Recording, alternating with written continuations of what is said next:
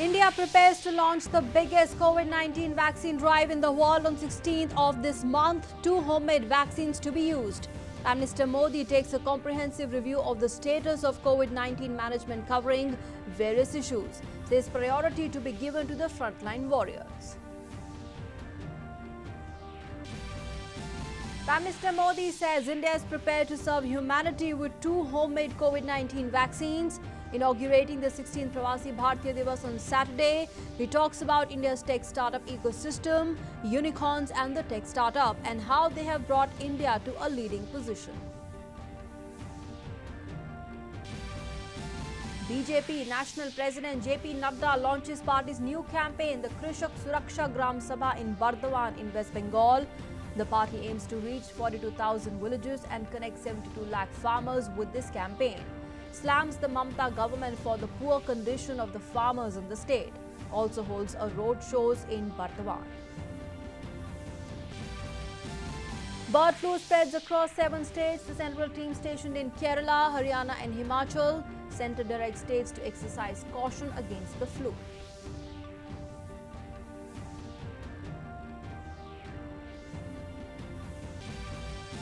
Troubles rise for US President Donald Trump after rioting incidents at the Capitol. Democrats may introduce impeachment motion against Trump. The fate of 62 passengers on board the Indonesian air flight still unknown. It goes missing after takeoff from Jakarta. Indonesian Transport Minister says the rescue operations are underway.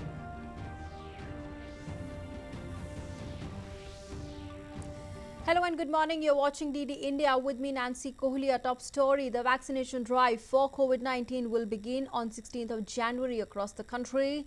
The first receivers of the vaccine will be the healthcare workers and other frontline workers in the country.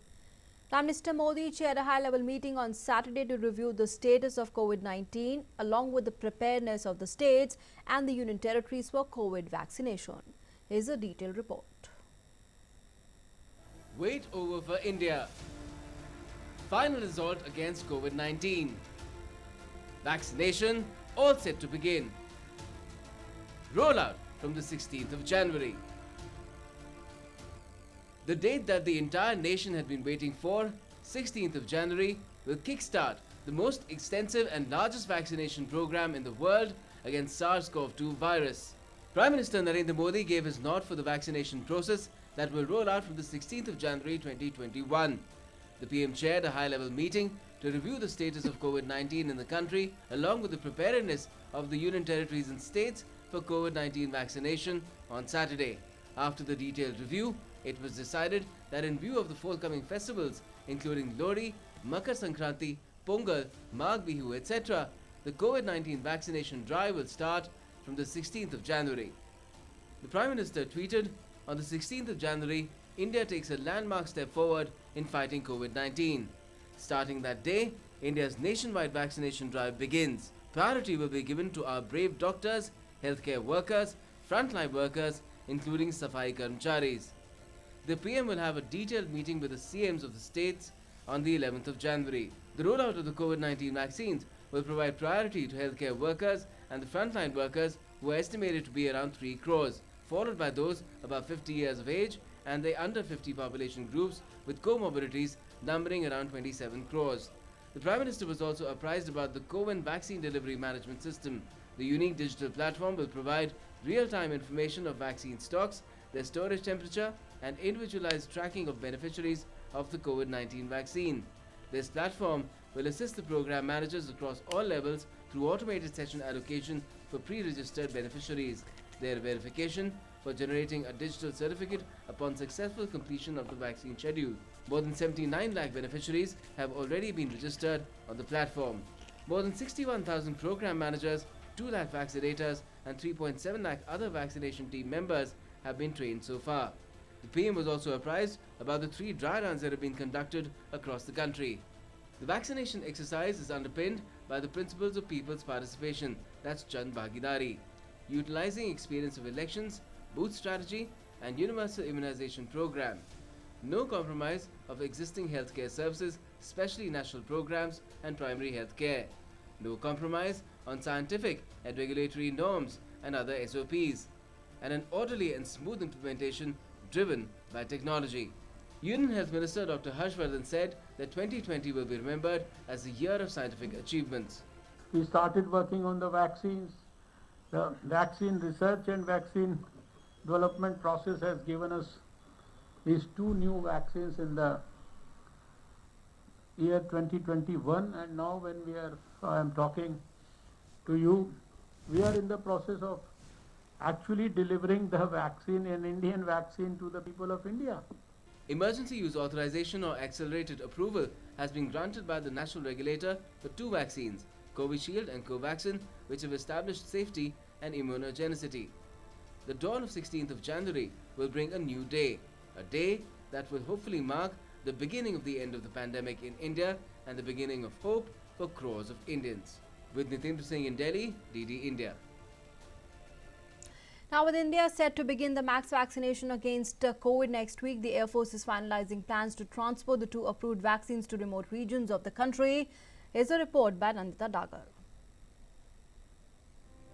India will begin vaccinations against COVID on 16th of January, and in the first phase, 30 crore people are to be vaccinated, with health workers, frontline and emergency workers being the priority.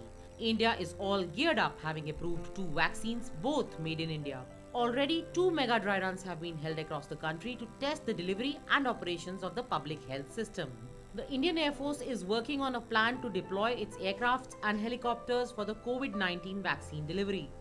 The Air Force has determined the modalities of transport aircraft for airlifting of the COVID-19 vaccine, the centers of vaccine delivery, and the type and number of helicopters for the last point delivery. Cargo aircraft C-17 Globemaster and C-130 Super Hercules and IL-76 capable of carrying vaccine loads will be deployed at the large airfields. Transport planes such as AN-32 and Dorniers will be used for the smaller airfields. Light and medium lift helicopters will be deployed as the third link. Helicopters such as ALH Dhruv, Chinook, Cheetah and Chetak will play an important role.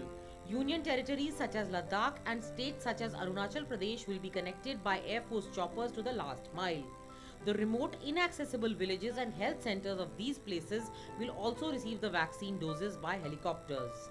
The Mi-17 V5 choppers of the Air Force, which carry out medical evacuations routinely in Bastar and Datewada, will also ferry the precious life-saving cargo to these Naxal-infested areas.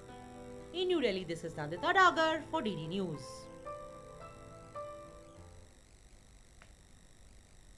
The 16th Pravasi Bharatiya Divas was celebrated on Saturday virtually with the theme contributing to Atmanirbhar Bharat. Prime Minister Modi inaugurated the 16th Pravasi Bharatiya Divas convention. President Ramnath Kovind addressed the valedictory session of the day-long event.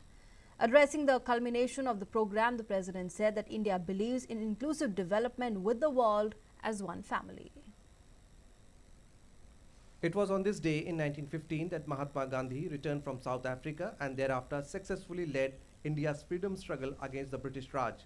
In 2003, the Pravasi Bharatiya Divas was started to unite people of Indian origin spread across the globe and connect them with their roots.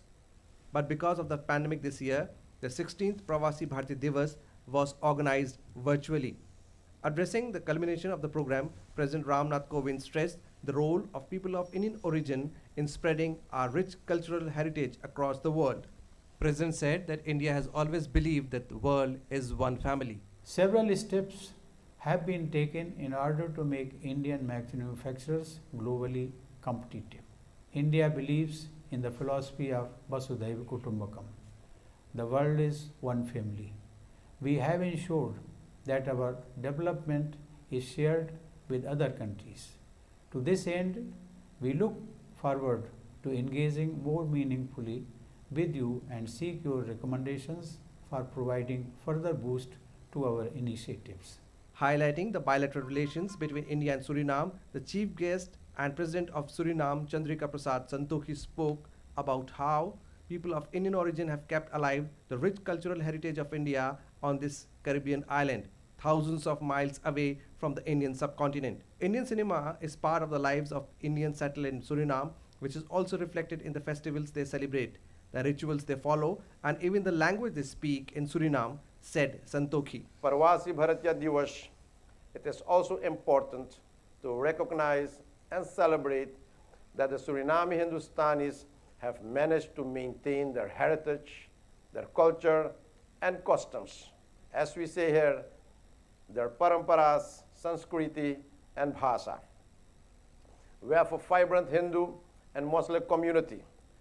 Today, we still speak Bhojpuri, Suriname style, Suriname Hindustani, and we believe we have the best traditional Indian cuisine in the Caribbean.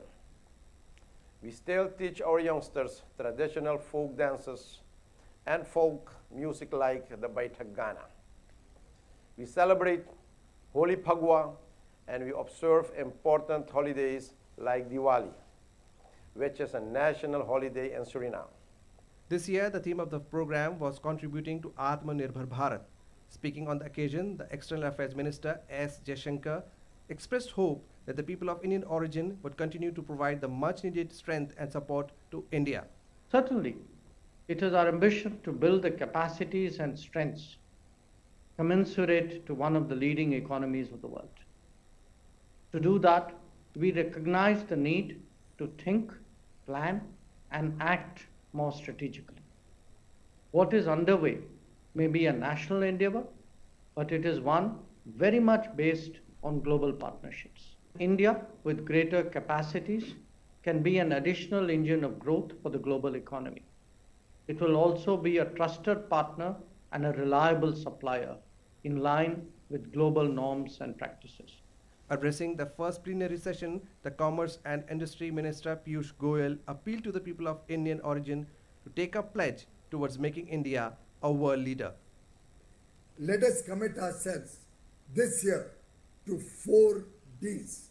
Let us fulfill our duty to our motherland with determination and devotion and develop India into a leader, a participant in resilient global supply chains, into a dominant player in international trade. Let us all work collectively towards a more prosperous future for our children. Let us all work collectively to find India's rightful place in the comity of nations. The Pravasi Bharatiya Samman Awards were conferred by the President at the PBD convention in the valedictory session of the Pravasi Bharatiya Divas celebrations. The Pravasi Bharatiya Samman Awards is the highest honor conferred on overseas Indians conferred by the President of India. A jury cum awards committee with Vice President as the Chairman and External Affairs Minister as the Vice Chair and other distinguished members from various walks of life. Dr. Mukesh Agi, one of the awardees and President and CEO of US-India Strategic Partnership Forum, delivered the acceptance speech on behalf of the awardees. The awardees represent the vibrant excellence achieved by our diaspora in various fields. Several countries have been represented for the first time among the awardees. With Abhishek Jha, Vishal Baristo, DD News. The Pravasi Bharatiya Divas Convention is the flagship event of the government to engage and connect with the overseas Indians. Addressing the event, Prime Minister Modi stressed that Indian diaspora has strengthened its identity by showing its commitment to the betterment of society. Prime Minister Narendra Modi addressed the 16th Pravasi Bharatiya Divas virtually and connected with Indians across the world. The theme of the Pravasi Bharatiya Divas was the contribution of Indian diaspora in making a self-reliant India or Atmanirbhar Bharat. आज भारत एक नहीं बल्कि 2 made in India corona vaccine के साथ मानवता की सुरक्षा के लिए तैयार है। दुनिया की फार्मेसी होने के नाते दुनिया के हर जरूरतमंद तक जरूरी दवाएं पहुंचाने का काम भारत ने पहले भी किया है और आज भी कर रहा है। दुनिया आज सिर्फ भारत की वैक्सीन का इंतजार ही नहीं कर रही, बल्कि दुनिया का सबसे बड़ा वैक्सीनेशन प्रोग्राम भारत कैसे चलाता है, इस पर भी नजरें हैं। Prime Minister said that the lessons learned during the COVID pandemic formed the basis of Atmanirbhar Bharat Abhiyan or the Self-Reliant India mission. He said, a self-reliant India will be a boon for the world. adding that Indian diaspora has an important role to play in realizing this vision. आज जब भारत आत्मनिर्भर बनने के लिए आगे बढ़ रहा है तो यहाँ भी ब्रांड इंडिया की पहचान को मजबूत बनाने में आपका रोल अहम है। जब आप मेड इन इंडिया प्रोडक्ट्स का ज्यादा से ज्यादा यूज करेंगे तो आपके इर्द गिर्द रहने वालों में भी इनको लेकर विश्वास बढ़ेगा। सबसे बड़ी बात, आत्मनिर्भर भारत अभियान के तहत आप दुनिया के गरीब से गरीब तक एफोर्डेबल और क्वालिटी सॉल्यूशन पहुंचाने का जरिया बनेंगे। Prime Minister said that Indian diaspora has made laudable achievements in diverse sector and strengthened India's identity. He said that government is taking necessary steps to address concerns and aspirations of the NRIs. Bharat में investment हो या फिर बड़ी मात्रा में remittances का contribution, आपका योगदान अतुलनीय रहा है। आपकी एक्सपर्टाइज, आपके इन्वेस्टमेंट, आपके नेटवर्क्स, आपके अनुभव का लाभ हर भारतीय, पूरा हिंदुस्तान हमेशा हमेशा के लिए गौरव भी करता है और आपके लाभ के लिए वो हमेशा आतुर भी रहता है। Prime Minister said that the new generations of Indian diaspora may have drifted away from our common roots, but their interest and attachment to India is reviving. He added, Prime Minister said that India is proud of the manner in which the members of Indian diaspora helped people during the pandemic in all the corners of the world. With inputs from Abhishek Jha in New Delhi, DD India.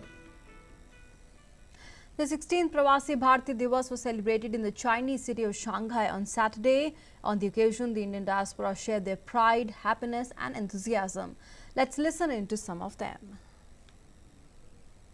We are in Shanghai, China, and we are part of the small diaspora, Indian diaspora here, who demonstrate Indian values, and we have been very successful here and support always India across the country.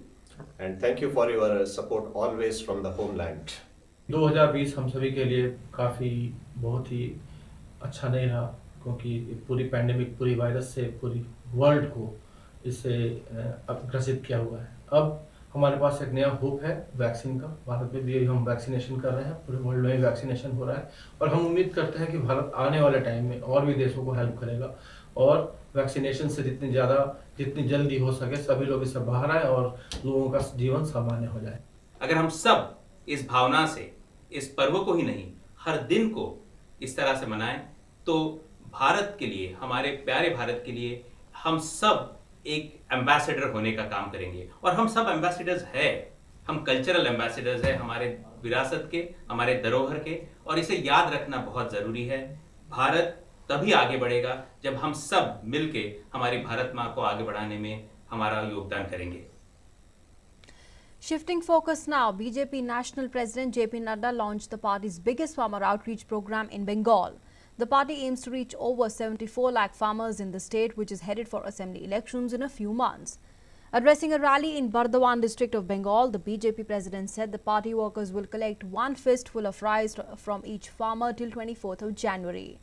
JP Nadda said this outreach program would play an important role in forming the BJP government in the state after the upcoming assembly elections. BJP is leaving no stone unturned to oust the Mamata government in West Bengal. BJP is reaching out to the people through roadshows, mass contact programs, public meetings. BJP National President JP Nadda launched the Krishok Suraksha and Ek Muthi Chawal Abhiyan in Bardhaman on Saturday.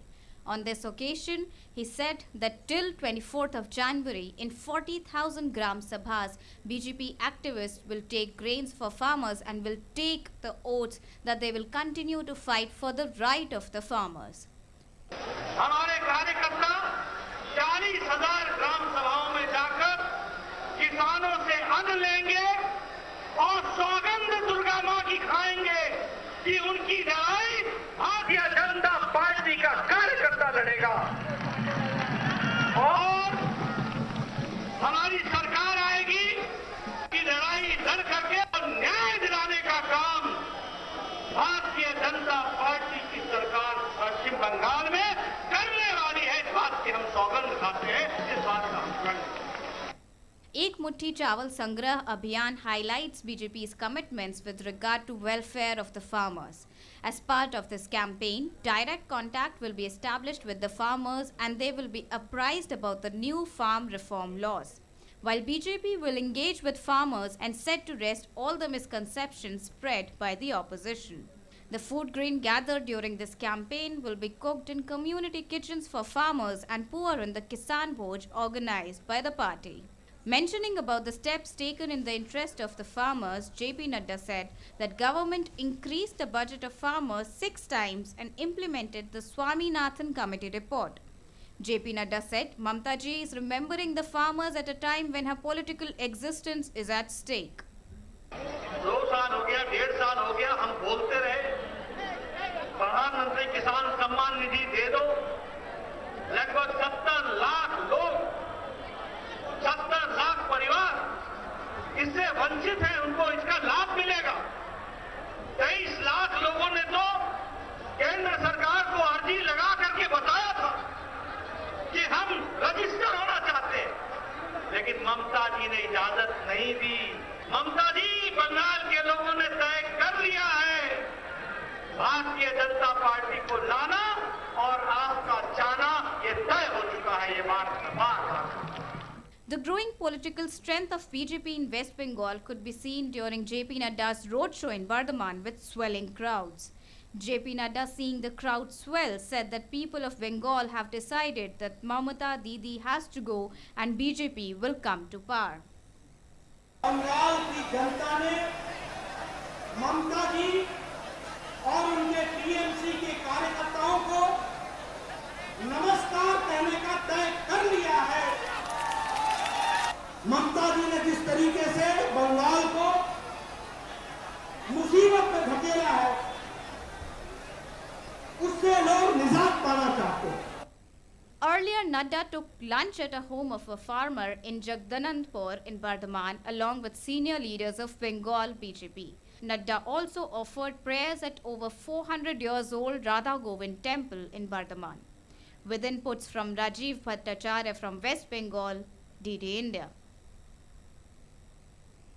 Now, after COVID-19 pandemic, the avian influenza is spreading rapidly in the country. So far, the bird flu has been confirmed in 7 states, while in some states, including Delhi and Chhattisgarh, the samples of the birds have been sent to the laboratory for testing. Birds are also being tested in Punjab to keep a tab on the infection. And the states where bird flu has been confirmed are Kerala, Rajasthan, Madhya Pradesh, Himachal Pradesh, Haryana, Gujarat and Uttar Pradesh. The central teams meanwhile have been deployed to visit the affected states of Kerala, Haryana and Himachal Pradesh for monitoring, and the epidemiological investigation has also reached Kerala. Now, in a communication to chief secretaries, the administrators of the states and the union territories, the Secretary Department of Animal Husbandry and Dairying has requested the state animal husbandry departments to ensure effective communication and coordination with the health authorities for close vigilance of the disease status and avoid any chance of jumping of the disease into the humans. Now, besides the increased surveillance around the water bodies, live bird markets, zoos and the poultry farms, proper disposal of the carcass and strengthening of the biosecurity in poultry farms have also to be ensured. The states were also requested to be prepared for any eventuality of avian influenza and were requested to ensure sufficient stock of the PPE kits and accessories required for culling operations. The chief secretaries and the administrators were also required to arrange to issue appropriate advisories to quell consumer reactions affected by rumors and increase awareness regarding the safety of poultry or the poultry products that are safe for consumption following boiling or the cooking procedures. Now, this support to the states was also ensured. Meanwhile, Delhi government has banned the import of live birds in the national capital, and Ghazipur's poultry market will also stay shut for 10 days as well. Moving on now to news from around the world and developments taking place as far as Democrats in the U.S. House of Representatives will introduce legislation on Monday urging the impeachment of President Trump. In a tweet, the representative Ted Lieu, who was an active participant in December 2019 House impeachment of Trump that ultimately failed in the Senate, said there were now 180 co-sponsors for one new article of impeachment following rioting in the U.S. Capitol on Wednesday by Trump supporters. In more news from around the world, Indonesia's National Search and Rescue Agency deployed ships and crews to Thousand Islands area after a Sriwijaya airplane crashed into the sea minutes after taking off. The Indonesian rescuers pulled out the pieces of clothing and scraps of the metal from the Java Sea. The Boeing 737-500 en route to Pontianak in the West Kalimantan disappeared from the radar screens after taking off just after 2:30 in the afternoon and 30 minutes after the scheduled time because of heavy rain. All 62 people on board were Indonesian, the country's Transport Safety Committee has informed. There were no immediate clues on what may have caused the sudden descent. Now, a massive power blackout was reported in Pakistan before midnight on Saturday, has plunged several cities into darkness as reported by Dawn. In a tweet, the Islamabad Deputy Commissioner said the blackout was caused by the National Transmission and Dispatch Company system tripping. The Commissioner said it will take some time before everything gets back to normal. News agency Dawn reported Special Assistant to the Prime Minister Shahbaz Gill saying the Energy Minister and his entire team were working on the issue of the breakdown. He also said citizens would be updated on the situation soon. In the meantime, the residents of Karachi, Lahore, Islamabad, Multan, Kasur and other cities also highlighted the issue of the blackout on social media. And taking an update on the COVID-19 from across the world, as of now, more than 9 crore COVID-19 cases have been reported worldwide, with over 19,33,000 deaths. Over 6 crore 44 lakh people have also recovered from the virus. The US continues to remain the worst hit country by the pandemic so far and has crossed the 2 crore mark. The US has reported over 2 crore 26 lakh cases of the virus, with the death toll surging past 3 lakh 81,000. Now, Brazil follows the US in terms of death toll as it has now crossed the 2 lakh mark. And moving on now to sports news and updates from cricket. While in the first session of Sydney Test Day 4, Navdeep Saini has jolted 2 early wickets and Steve Smith's unbeaten 58 kept the hosts afloat. Australia has reached the score of 182 for 4, extending their lead to 276 runs at lunch. For Australia, Smith and Cameron Green are currently unbeaten on 58 and 20 respectively. In the first session, 79 runs were scored from 35 overs and the visitors managed to scalp 2 wickets. Resuming day 4 at 103 for 2, Marnus and Smith managed to add 35 more runs to the overnight score. And with that, it's a wrap on this edition of the news. Thanks for being with us.